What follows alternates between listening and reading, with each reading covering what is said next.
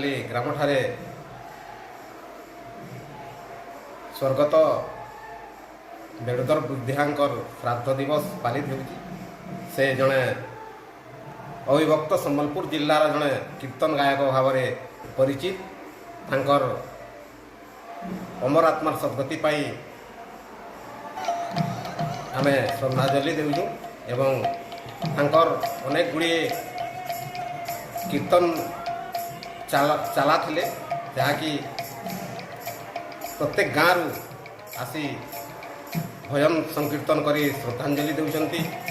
ଆମେ ସେଥିପାଇଁ ସେ ବେଣୁଧର ବୃଦ୍ଧିଆଙ୍କର ଅମର ଆତ୍ମାର ସଦ୍ଗତି କାମନା କରୁଛୁ। କାହିଁକି ସେ 120ଟି ସଂକୀର୍ତ୍ତନ ଶିଷ୍ୟ ଗଠନ କରିଥିଲେ। ସେ ଗୁରୁ ଥିଲେ।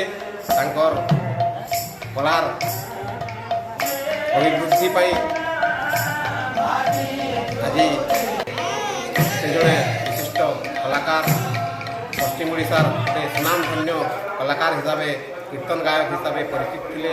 ସେଥିପାଇଁ ଯେତେବେଳେ ଅବିଭକ୍ତ ସମ୍ବଲପୁର ଜିଲ୍ଲା ଥିଲା, ସେ ସମୟରୁ ସେ ମଧ୍ୟ ଜଣେ ଆଜିକାଲି ତ ମାଇକ୍ରେ ସାଉଣ୍ଡ ସିଷ୍ଟମ୍ରେ କୀର୍ତ୍ତନ କରୁଛନ୍ତି, କିନ୍ତୁ ସେ ତାଙ୍କ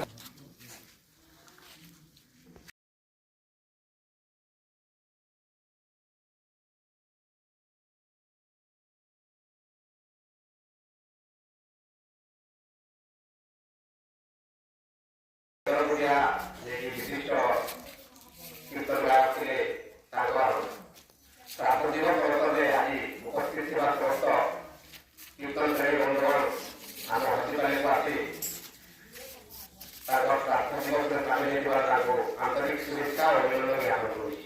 ନିଶ୍ଚିତ ଭାବେ କହିବାକୁ ଗଲେ ଯେ ଅବିଭକ୍ତ ସମ୍ବଲପୁର ଜିଲ୍ଲା ଯେତେବେଳେ ଥିଲା, ସେତେବେଳେ ଆମ ଏହି ହସ୍ପିଟାଲରେ जो गौरव ये हल्दीपाली माटी में जन्म नहीं बेणुधर बृद्धिया से अनेक कीर्तन शिष्य गठन कर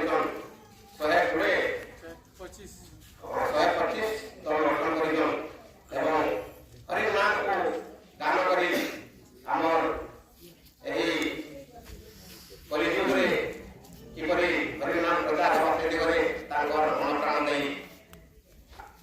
समस्त भक्तवृंद को आज जो एकत्रित करते अमर आत्मार सद्गति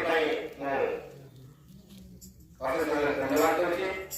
विशेषकर अमर आत्मा किपर शांति भगवान जगतनाथ जगन्नाथ अमर आत्मा को किपर शांति मिल पारे और परिवार वर्ग को